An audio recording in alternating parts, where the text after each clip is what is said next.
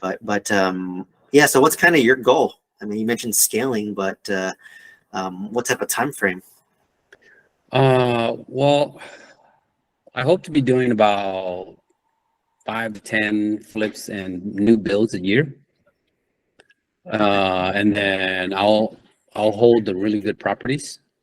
And where it'll, even if it doesn't cash flow well, uh, yeah. So I mean, as long as it, even if it just cash flows a little bit or it just floats itself, where I'm at, where it's a good location, because location is key, really, for generational wealth. Is that you want to buy in a location that you know it's going to grow.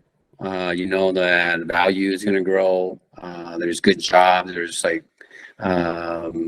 what's the right word? Good foundational principles for the general area.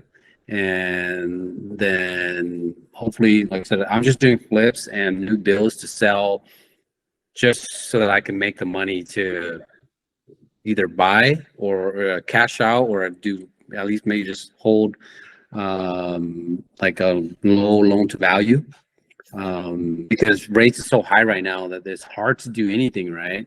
And so that's kind of the general goal right now is to do that in about hopefully 10 years, hopefully have 10, 15 properties that are fully paid for and cash flowing about $2,000 to $3,000 per property. And then that's about 20, 30K a month. And after expenses, maybe you get about 20. And I think I'm happy with that if I can get that. Of course, the goal is to get more, but minimally, I hope I can do that.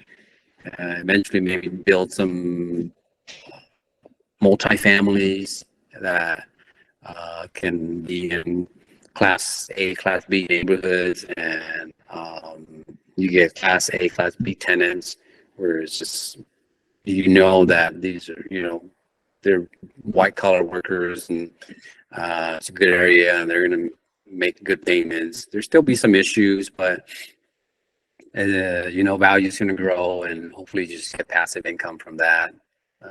There's no such thing as truly passive where you're totally hands off. I know that a lot of people go into it thinking it's that way, but it's not.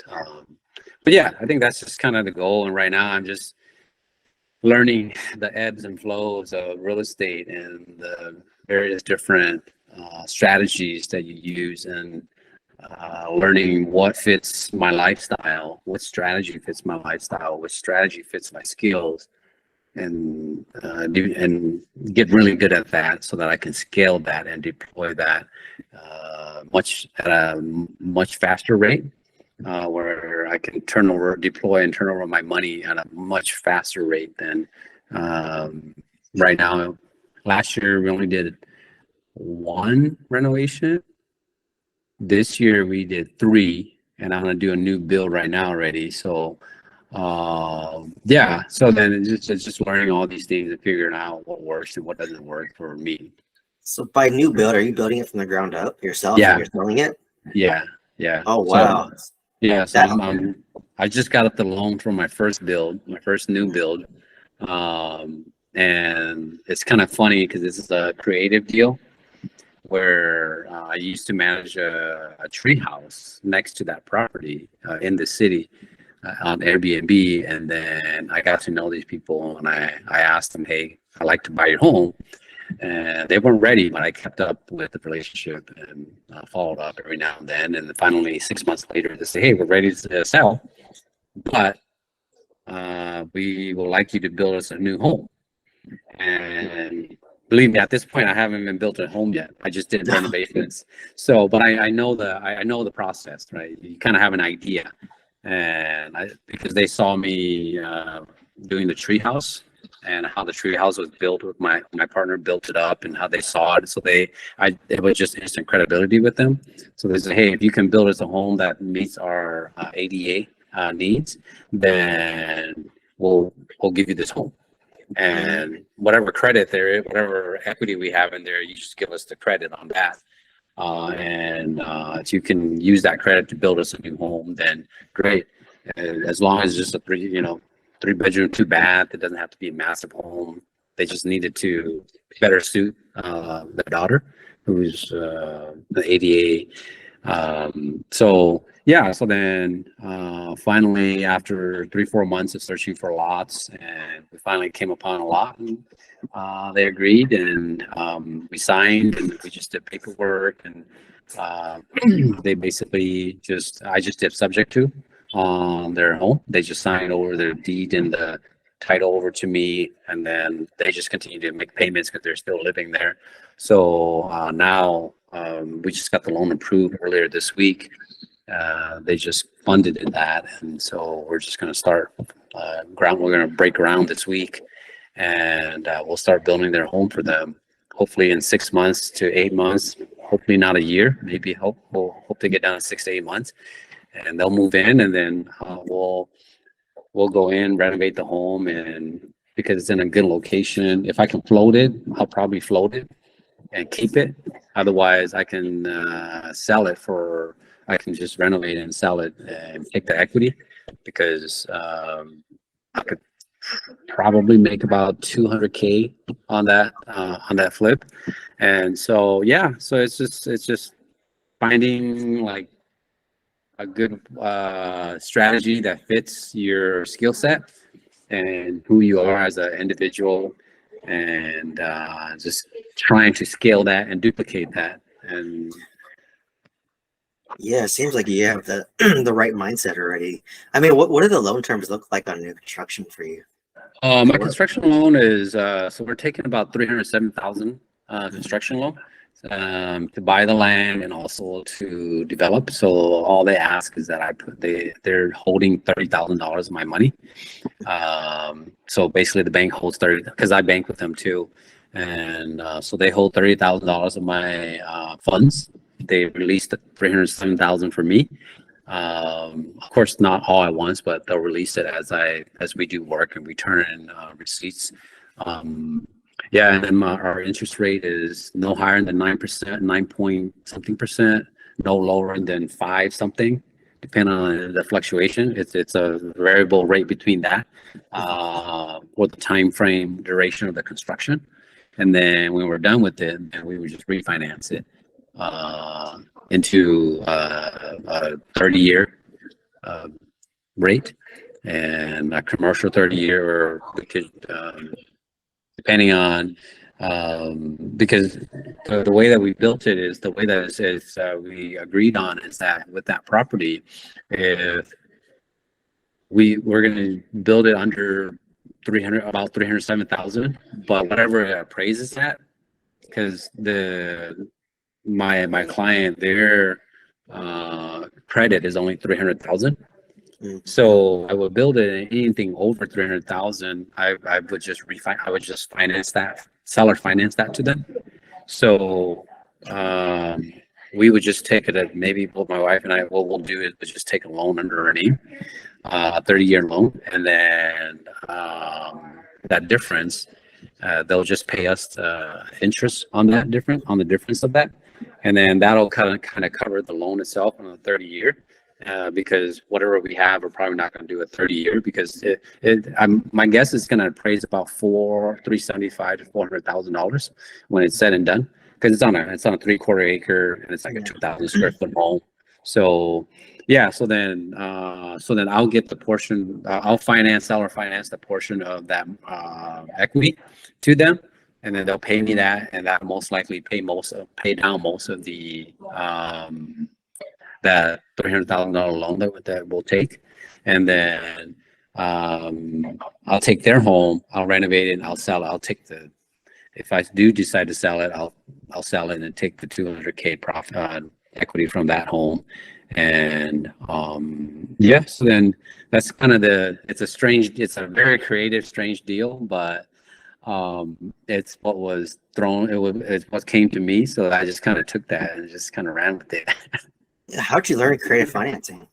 What got you into it? Well, creative financing is just really whatever you make of it, right? It's really just whatever both of you agree on the contract, and you just think through I did some studying, some YouTube watching, and with Pace Morby and them, and a lot of some of the other creative people. And I was just like, okay, how do they do this? And this kind of just fell in my lap, and I just did it on the fly, really. Okay. Did you have like attorneys like help you, or you just like Yeah, crafted something yeah. yourself, So or? yeah, initially we didn't have an attorney, but halfway through it, I met James, and James gave me some ideas, and then he also introduced. He also had a connection to an attorney here in Arkansas. They helped me write the contract out and everything. Yeah, and then also the family that I'm working with, my client and them, they're pretty easy to work with too. Because if they were hard to work with, I probably wouldn't take on the deal. I Oh, would probably, yeah, but I had a good feeling about them too, and I don't know how it's going to go, right? It's just all risk anyway. So yeah, and so yeah, we had an attorney write the contract and everything, and hopefully that's as tight as it can, as airtight as it can be from legality standpoint. So I don't know.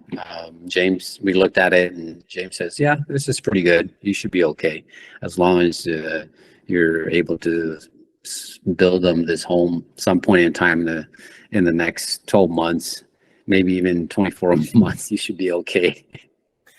yeah, that's okay. Yeah, I just know career finance. It's all relationship based, right? I listened to the Pace Morby guy as well, and I always wonder like, how do you buy a house with zero down? But yeah, usually they're seller financing you the equity difference between the loan and whatever you're buying it for.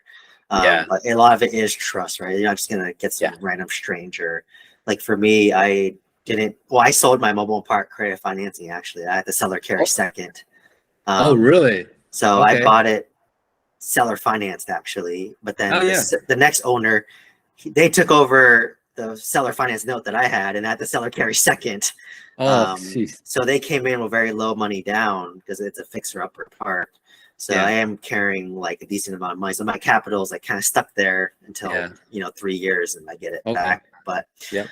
yeah, I'm curious because like I never was really into like the development route. I've always Mhm. just been I buy an existing property and I renovate it because it was just a lot easier for me to comprehend Mhm. as a beginner. Obviously you're more experienced, so it's smart that you're leveraging what you're good at and what you know.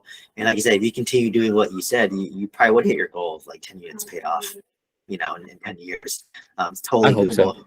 It's totally doable if you continue flipping and then you buy rentals and they cash flow, then you take that cash flow and pay down another property. It just kind of like Snowball a effect. Yeah. snowball effect. So I think what you said is very reasonable. If you told me that in a year, I would say you're a little crazy. But if it's a 10-year time window, and given that you have experience already, it's definitely reasonable. So and once you have that Yeah. foundation and you start getting to multis, like that's when it's like if you can start developing multifamily, like it's a whole different ball game at that point.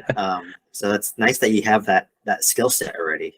Not many people do. I'm afraid of like new builds, to be honest. Like to me, Yeah. Okay. it just seems like over my head, and I know you're leveraging people to use it, but it just the thought of it, yeah, it's like, oh, how does the loans work and all that? But it just could be a limiting belief for myself. Yeah, I think so. It's just new for you. You haven't experienced it yet, and also California is probably not the easiest barrier of entry for for new builds. So, and like I was in Minnesota, and even that was easy. But when I came to Arkansas, this is easy. Yeah, Um, very easy, right? It's like very yeah, easy. yeah, Yeah. and so this is where I will learn my trade, and then from here I can go to any market and be able to do something. Versus you being in California, chances of you being able to build anything is probably, I don't think it's impossible, but it'll take a lot of networking and meeting the right people and getting them to help guide you. Otherwise, you'll probably maybe lose money on a couple builds before you figure out, okay, this is the right way to build. So Yeah, yours is a little bit lower risk, right? Because you're in a cheaper market. So if you mess up, your loss isn't as bad versus like, yeah, if you mess up in California, you're taking a bigger hit, right? So, Yeah, so yeah, definitely, smart. And there's nothing wrong with like staying in one market. Like I actually kind of got burned when I jumped markets a lot. But yeah, it's fine to be like, hey, you can just make enough wealth from real estate in your market where you're at, where you're yeah, comfortable with, where you know the area, the team, you have a team, what the ARVs are going to be. So there's nothing yeah, wrong with just being, you're aiming for like crazy $100 million net worths and something crazy like that. What you're doing is very reasonable and doable if you just honestly stick to one thing. yeah, That's at least to get your initial whatever 20-30K a month. But at that point, if you want to build upon that, then you can kind of venture out. I kind of got burnt trying to get to like 20K a month passive very fast. That's what I was trying to do. yeah. um,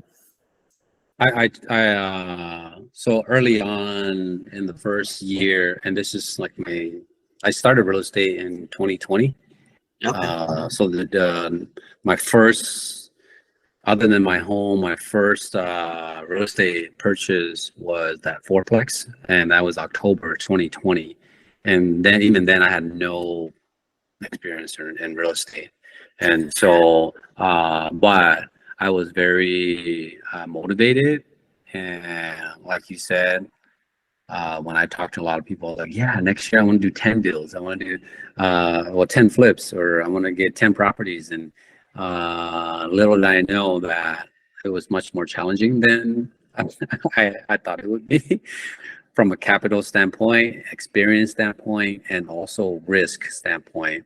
And I'm glad that I didn't rush into just acquiring just for the sake of acquiring, because left and right in the social media days, everything left and right is like, yeah, I acquired 600 units in like 3 years. Yeah, we acquired 100 units in 2 years, and they're barely 24-year-olds. And Mhm. I'm thinking to myself, these guys are either they came from money, super smart, or super dumb, or they're just that good. And if they're that good, fine. There's nothing I can do to catch up to these guys. Or if they came from money, well, there's nothing I can do. But if they are just blowing smoke, then they're in for a big surprise. And as I started to do real estate, I realized that you can't fast track real estate, especially for the good deals and for the deals that will last longer, that will help you build a good foundation and generational wealth.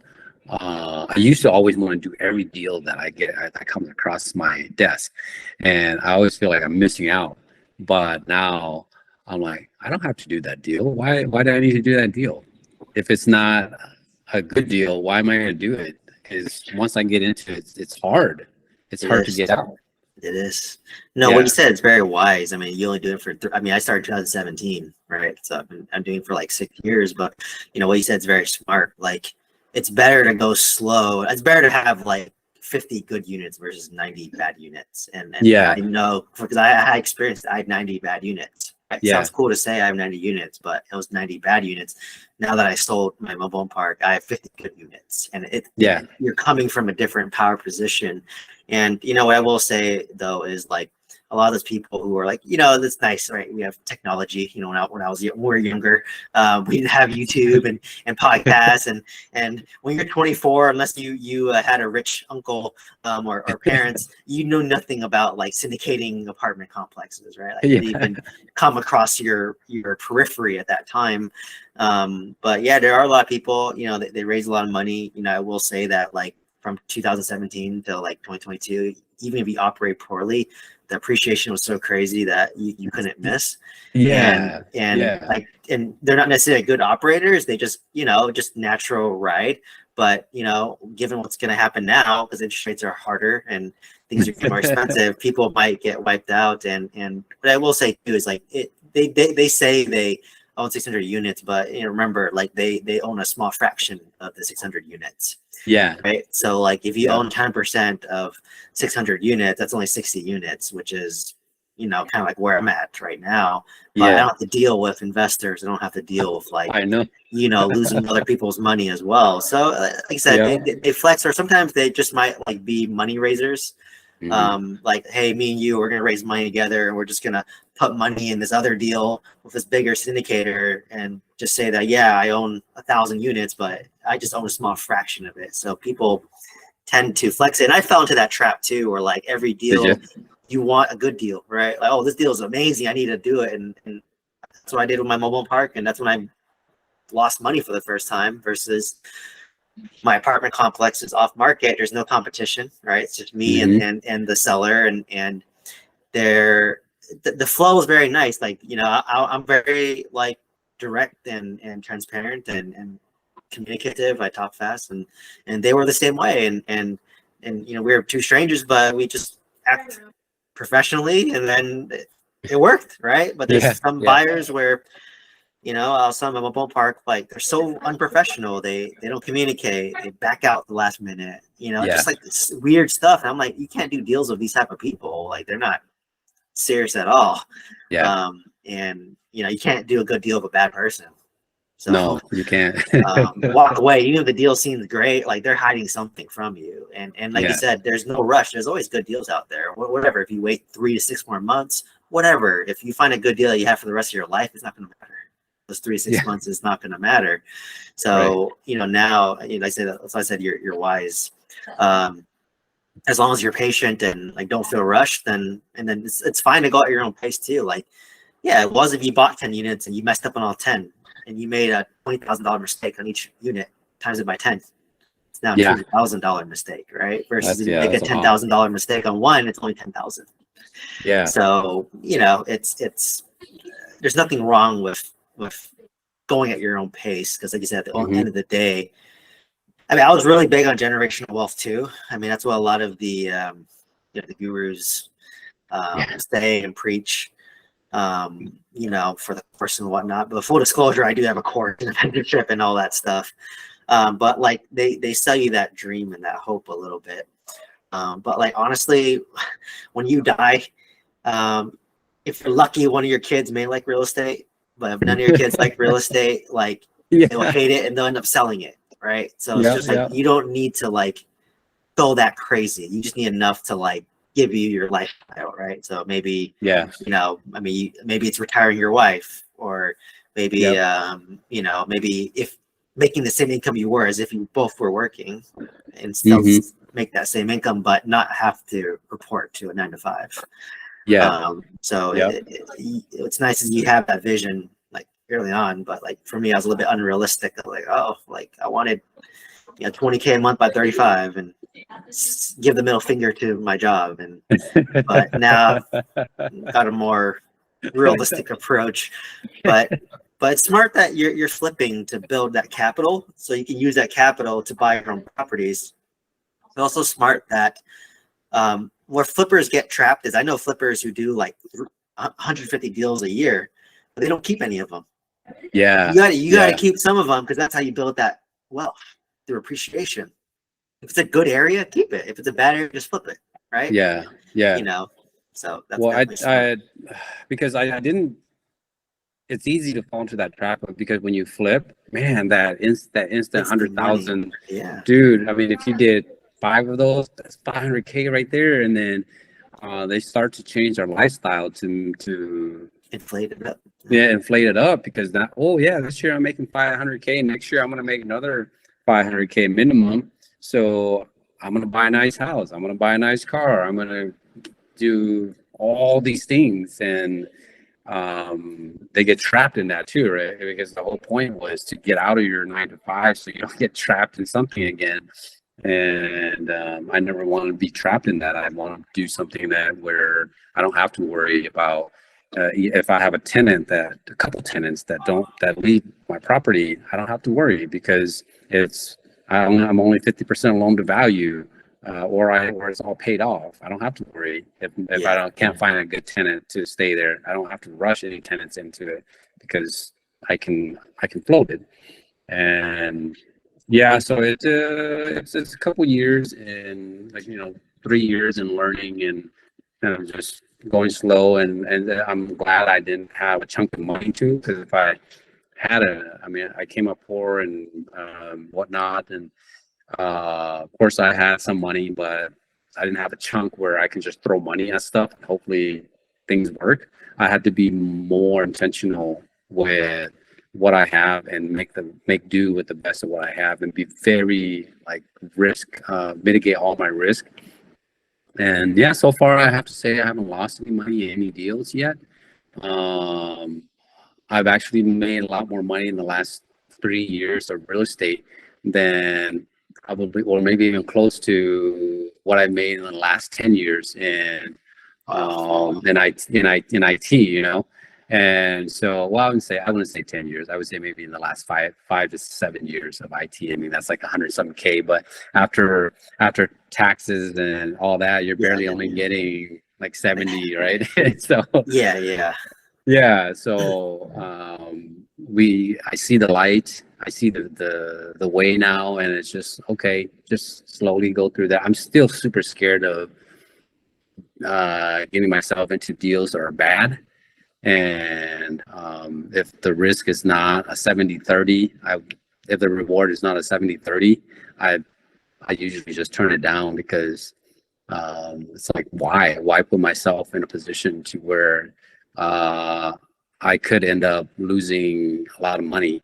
And you know, even 10, 20, $30,000 a lot of money to someone like myself. And so yeah, so I try to be super careful. It's slow, but at least I'm being extra cautious, but not being complacent. Yeah, it's a fine balance. I mean, I'll say if you get a lump sum of money, just as fast as you got it, you'll spend it just as fast, right? That's what happened to me when I did my cash out refinance. Like, just as fast as I got that money, I spent it just as fast, and I did lose like probably collectively between all my investments like 120K. That's not But too bad. yeah, it's not too bad, and my mobile park was probably my first loss that I've taken in real estate. But the other Yeah. stuff I did was just kind of like stupid stuff like Amazon drop shipping and some other bullshit like that. And that was my shiny object itch. I scratched it. I said, you know what?